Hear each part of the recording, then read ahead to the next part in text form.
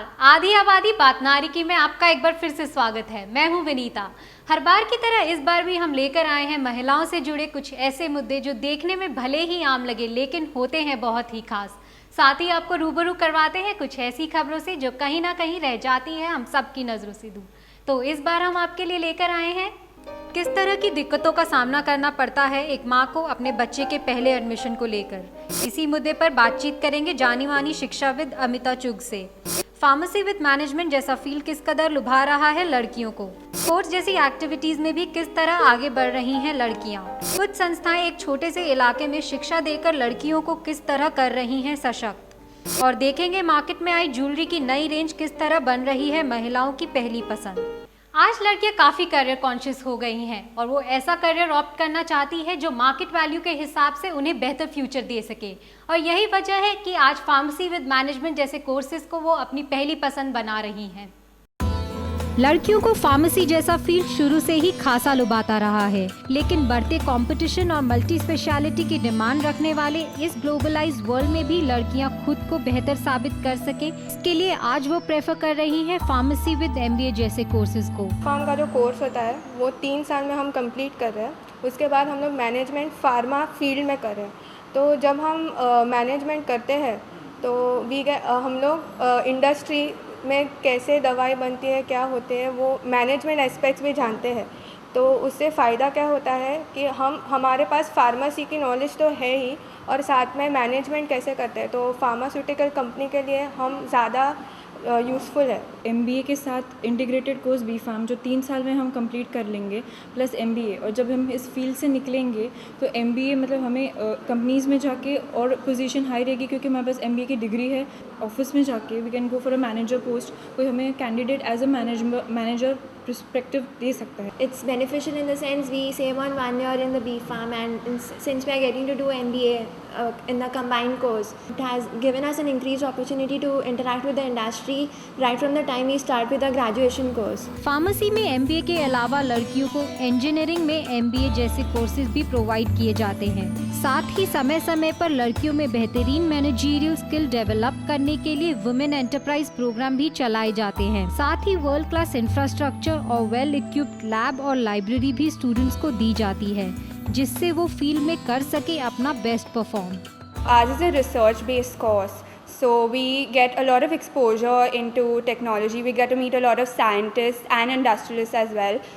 In fact, we are having a corporate symposium. एक programme शुरू करा विमेन एंटरप्राइज प्रोग्राम, यानी कि एक स्पेशल प्रोग्राम जो हम लोगों ने शुरू करा वो 6 months programme called as enterprise training for women. ये एक यूनिक प्रोग्राम है जो कि बिजनेस स्कूल रन करता है।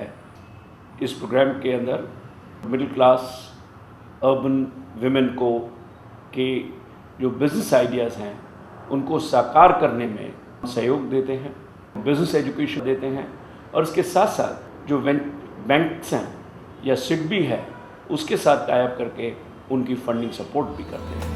स्टूडेंट्स की पर्सनालिटी डेवलपमेंट पर भी खासा ध्यान दिया जाता है।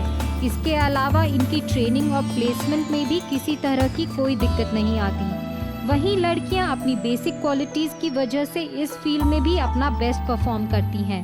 पर्सनालिटी डेवलपमेंट मतलब आप मैनेजर के पोस्ट पे जाएंगे इन फ्यूचर, तो मैनेजमेंट के लिए तुम्हारा कैसा व्यवहार होना चाहिए, तुम्हारी हाल चाल, तुम्हें कैसे बिहेव करना चाहिए लोगों के साथ, तुम लोगों को कैसे समझाओगे इनके बारे में। मतलब दवाइयों का मामला है तो आजकल लोग इतने अभी स्पेसिफिक हो गए हैं चीज़ों के लिए, तो तुम कैसे समझाओगे। तो इसके लिए हमें सारी पर्सनैलिटी फीडबैक भी मिलती है। हमारे यहाँ गेस्ट लेक्चर्स होते हैं जहाँ से सारी फार्मास्यूटिकल मैनेजमेंट से सारे जो मैनेजर्स होते हैं वो आते हैं, हमें सिखाते हैं कि कैसे हमें बिहेव करना चाहिए। मैनेजरल पोस्ट पे होते हुए हमारी कौन सी ड्यूटीज़ है जो लोगों की तरफ भी बनती है और कंपनी की तरफ भी बनती है, और हमारे लिए भी वो कैसे बेनिफिशियल होती है। We've been organizing a national pharma event from last 3 years, and this year our theme for it is healthcare. It includes 2 things. One is a quiz. It is called API, the Absolute Pharma Intellect, and there's a corporate symposium.